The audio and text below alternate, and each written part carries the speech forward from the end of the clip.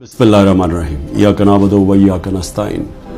मेरे पाकिस्तानियों, जब तक ये पैगाम आप तक पहुंचेगा, मुझे ये अरेस्ट कर चुके होंगे और मैं जेल में होऊंगा।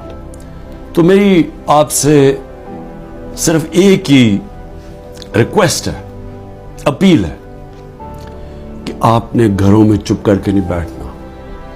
मैं ये जो जद्दोजहद कर रहा हूं, ये अपनी जात के लिए नहीं कर रहा, ये अपनी कौम के लिए कर रहा हूं, आपके लिए कर रहा हूं, आपके बच्चों के मुस्तकबिल के लिए कर रहा हूं। अगर आप अपने हुकूक के लिए नहीं खड़े होंगे, आप गुलामों की जिंदगी गुजारेंगे, और गुलामों की कोई जिंदगी नहीं होती।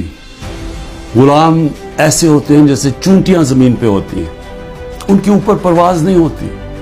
और ये बड़ी ख्वाब का नाम था पाकिस्तान। नारा था ला इलाहा इल्लल्लाह। पाकिस्तान का मतलब क्या?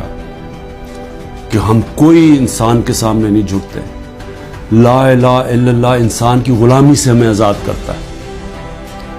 और हमारे नबी सल्लल्लाहु अलैहि वसल्लम ने अपनी मदीना की रियासत में सबसे पहले इंसानों को आजाद किया था अदल और इंसाफ देके। ये है जंग इंसाफ की, आपके हकूक की, आपकी आजादी की।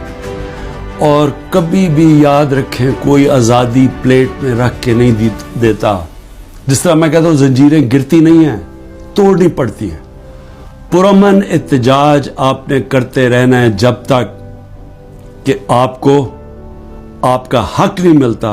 और वो सबसे बड़ा फंडामेंटल राइट है, वोट के जरिए अपनी हुकूमत मुंतखब करना, ना तो किसी और कोई कब्जा ग्रुप इस मुल्क के ऊपर कब्जा करके बैठ जाए जो आज कब्जा करके बैठा हुआ है। शुक्रिया।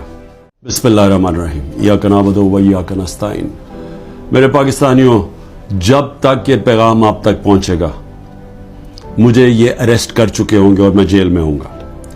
तो मेरी आपसे सिर्फ एक ही रिक्वेस्ट है, अपील है कि आपने घरों में चुप करके नहीं बैठना। मैं ये जो जद्दोजहद कर रहा हूं, ये अपनी जात के लिए नहीं कर रहा, ये अपनी कौम के लिए कर रहा हूं, आपके लिए कर रहा हूं, आपके बच्चों के मुस्तकबिल के लिए कर रहा हूं। अगर आप अपने हुकूक के लिए नहीं खड़े होंगे, आप गुलामों की जिंदगी गुजारेंगे, और गुलामों की कोई जिंदगी नहीं होती। गुलाम ऐसे होते हैं जैसे चूंटियां जमीन पे होती हैं, उनके ऊपर परवाज नहीं होती। और ये बड़ी ख्वाब का नाम था पाकिस्तान। नारा था ला इलाहा इल्लल्लाह। पाकिस्तान का मतलब क्या? कि हम कोई इंसान के सामने नहीं झुकते। ला इलाहा इल्लल्लाह इंसान की गुलामी से हमें आजाद करता है।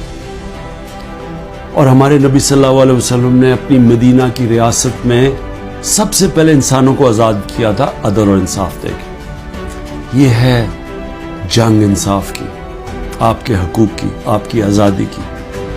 और कभी भी याद रखें, कोई आजादी प्लेट में रख के नहीं देता। जिस तरह मैं कहता हूं, जंजीरें गिरती नहीं हैं, तोड़नी पड़ती हैं। पुरअमन एहतजाज आपने करते रहना है जब तक कि आपको आपका हक नहीं मिलता। और वो सबसे बड़ा फंडामेंटल राइट है, वोट के जरिए अपनी हुकूमत मुंतखब करना, ना तो किसी और कोई कब्जा ग्रुप इस मुल्क के ऊपर कब्जा करके बैठ जाए जो आज कब्जा करके बैठा हुआ है। शुक्रिया।